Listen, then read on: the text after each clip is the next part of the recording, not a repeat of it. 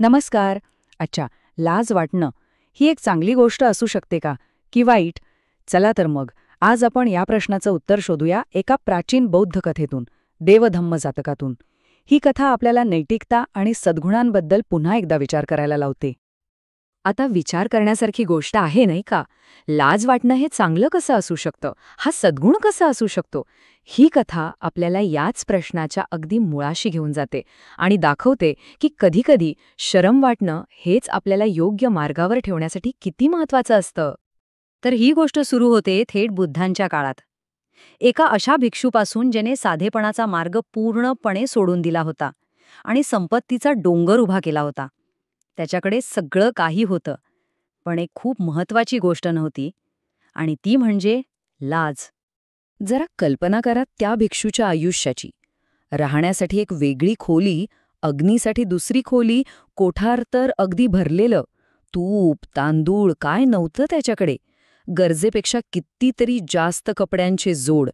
हे सगळं बुद्धांच्या साध्या राहणीच्या शिकवणीच्या अगदी विरुद्ध होतं. म्हणजे तो एका राजासारखाच जगत होता. आता साहजिकच जेव्हा इतर भिक्षूंनी हा सगळा थाटमाट पाहिला तेव्हा त्यांना धक्काच बसला. ते एकमेकांना म्हणाले, अरे, भगवंतांनी तर फक्त 3 वस्त्र ठेवायला सांगितली आहेत आणि याच्याकडे हा एवढा खजिना कुठून आला?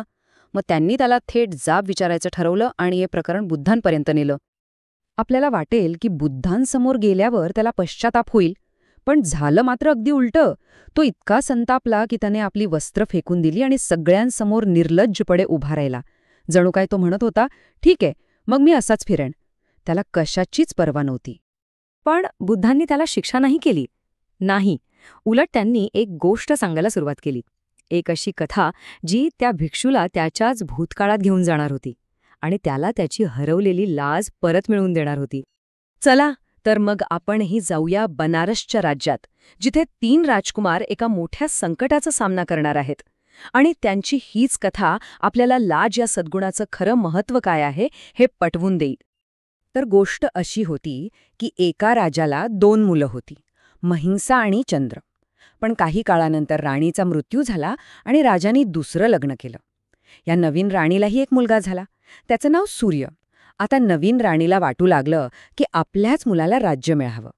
त्यामुळे आपल्या मोठ्या मुलांच्या जीवाला धोका आहे हे ओळखून राजाने त्यांना नाईलाजाने वनवासात पाठवलं.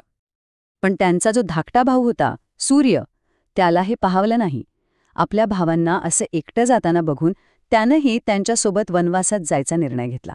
खरं तर त्याला काही शिक्षा झाली नव्हती, पण फक्त भावांवरच्या प्रेमापोटी त्यानं स्वतःहून वनवास स्वीकारला. बघा, ह्याला म्हणतात भावावरचं प्रेम. आता हे 3 भाऊ हिमालयाच्या घनदाट जंगलात पोहोचले. तिथे त्यांना एक सुंदर तलाव दिसला, पण तो नुसता सुंदर नव्हता, तो शापित होता. त्या तलावात एक जलराक्षस राहत होता, जो तिथे येणाऱ्या प्रत्येकाला एका कोड्यात अडकवून कैद करायचा. सगळ्यात आधी धाकटा भाऊ सूर्य पाणी आणायला गेला. तिथेच तो राक्षसाच्या कोढ्यात अडकला. त्याने उत्तर दिलं, सूर्य आणि चंद्र. पण ते उत्तर चुकीचं होतं. राक्षसाने त्याला पकडलं. मग चंद्र गेला. त्याने उत्तर दिलं, स्वर्गाच्या 4 दिशा. तोही फसला. आता दोन्ही भाऊ राक्षसाच्या कैदेत होते. बराच वेळ झाला तरी भाऊ परत आले नाहीत. हे बघून मोठा भाऊ महिंसास, जो एक बोधिसत्व होता, म्हणजे ज्ञानी होता, तो स्वतः तलावाकडे निघाला आणि तिथे पोहोचताच त्याच्या लक्षात आलं की काहीतरी गडबड आहे. त्याने पाहिलं की तलावाकडे जाणाऱ्या पावलांचे ठसे आहेत, पण परत येणाऱ्या पावलांचे नाहीत. धोका स्पष्ट होता. राक्षसाने माणसाचं रूप घेऊन त्याला फसवण्याचा प्रयत्न केला, पण महिंसास काही कच्च्या गुरूचा चेला नव्हता. त्याने थेट राक्षसाला जाब विचारला, माझ्या भावांना तूच पकडलंयस? मग काय, राक्षसाला कबूल करण्याशिवाय पर्यायच नव्हता. आता राक्षसाने तेच कोळं महिंसासला विचारलं आणि त्याने दिलेलं उत्तर हेच या संपूर्ण कथेचं सार आहे. तो म्हणाला, अरे, देव म्हणजे आकाशातले तारेग्रह नाहीत. खरे देव ते आहेत जे पापाला घाबरतात, ज्यांचं मन शुद्ध आहे आणि जे नेहमीच चांगल्या मार्गावर चालतात. राक्षस प्रभावित झाला, पण तो म्हणाला, ठीक आहे, तुझं उत्तर बरोबर आहे, पण फक्त ज्ञान असून उपयोग नाही, ते आचरणातही दिसायला हवं. आणि मग त्याने महिंसाशी खरी परीक्षा घ्यायचं ठरवलं. ही परीक्षा बुद्धीची नव्हती, तर त्याच्या चारित्र्याची होती. राक्षसाने एक अट घातली, तो म्हणाला, मी तुझ्या फक्त एकाच भावाला सोडेन. आता तूच ठरव कोणाला वाचवायचं. काय प्रसंग असेल तो. आता महिंसास कोणाला निवडणार? आपल्या मधल्या भावाला की सावत्र पण लाडक्या धाकट्या भावाला? आणि इथेच कथेला एक जबरदस्त वळण मिळते. महिंसास म्हणाला, धाकट्या भावाला सोड. का?